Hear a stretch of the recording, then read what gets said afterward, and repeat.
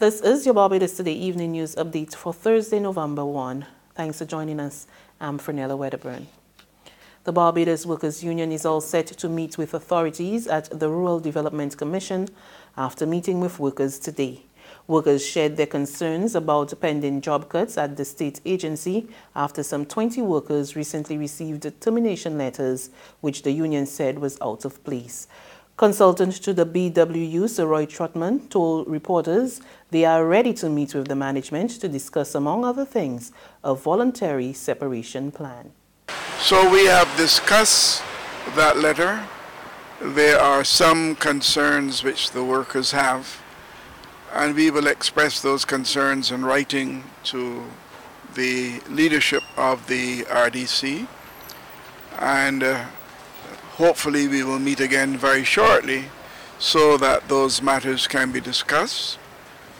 We will in that case be looking, among other things, at whether voluntary separation packages will be worked out, at whether, with the plan that there may be for a merger between the urban and the rural development commissions, whether there will be the need for us to look at a new set of criteria for addressing any further rationalization that may become necessary.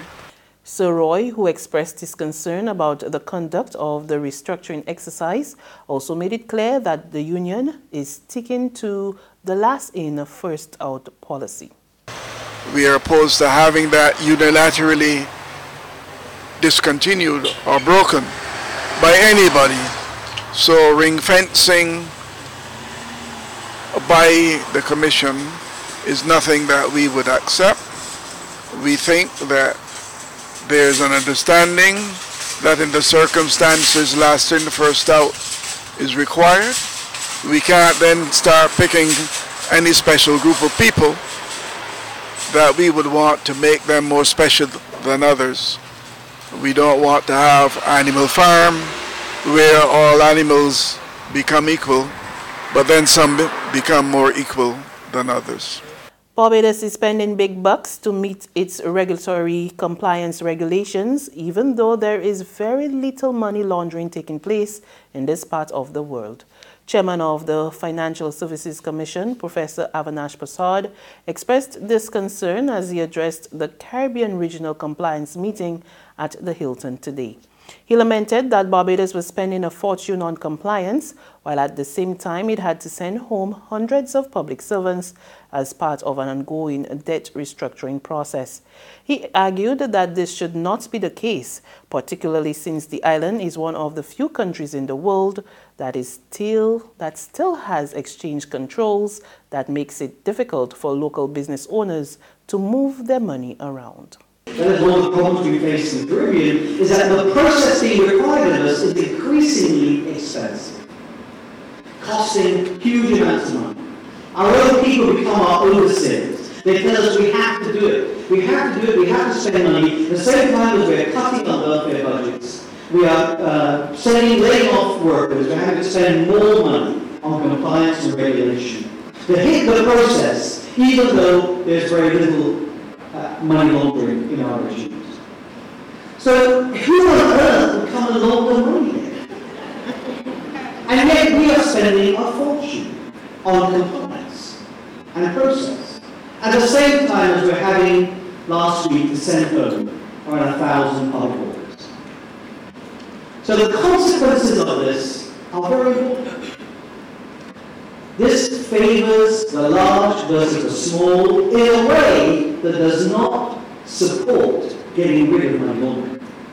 At the start of Energy Month today, Energy and Water Resources Minister Wilfred Abrams declared government's goal of making Barbados 100% green energy dependent is no pipe dream.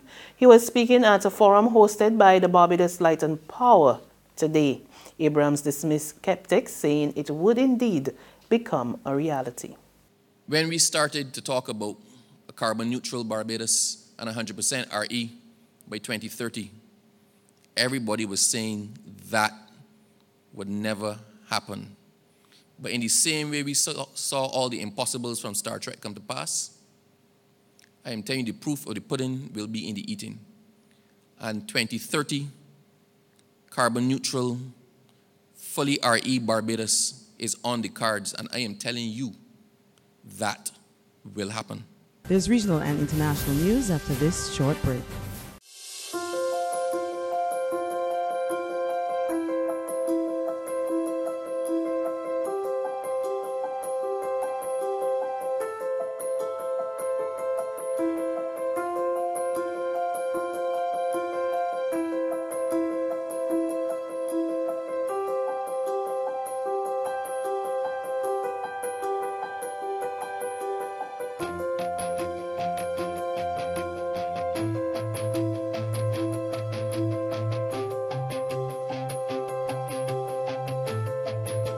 Barbados Today, news you can trust.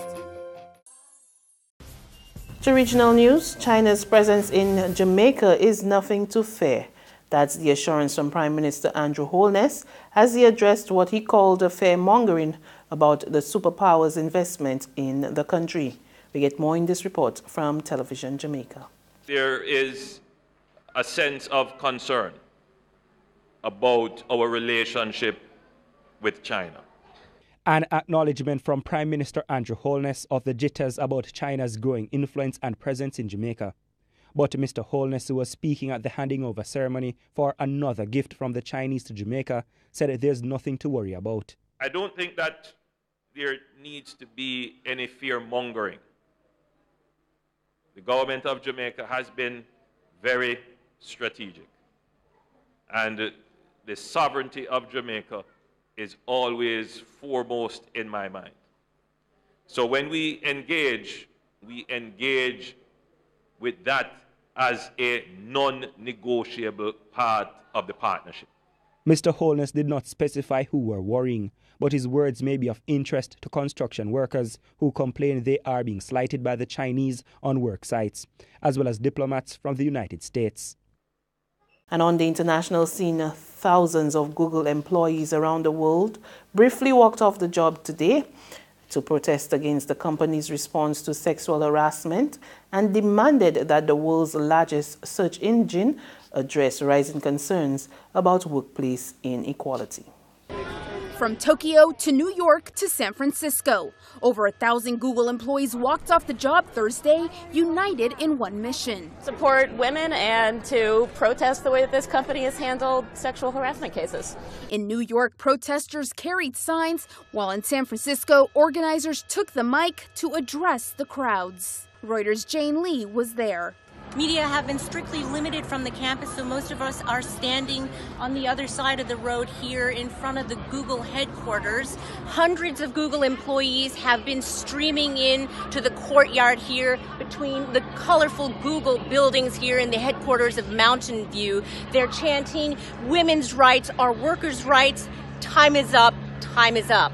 The protests, part of a campaign dubbed Google Walkouts for Real Change, that unfolded a week after an explosive New York Times report detailed allegations of sexual misconduct against top executives at the company, including the creator of the Android phone software, who was given a $90 million exit package. Shortly after the report was published, Google revealed that 48 people had been fired in the past 2 years over sexual misconduct allegations. Time's up. Thursday's protest includes a list of 5 demands by staff.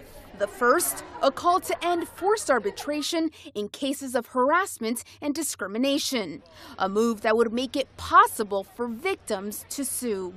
And that's news. But for the very latest, visit our website at www.barbadostoday.bb. You can also subscribe to our e-paper, email updates, and like us on Facebook, and sign up for our breaking news alerts via WhatsApp. We're also on Izumi Media in bus terminals, as well as screenplay at supermarkets and gas stations near you. And you can also hear us on Mix 96.9 FM. I'm Fernella Wedderburn.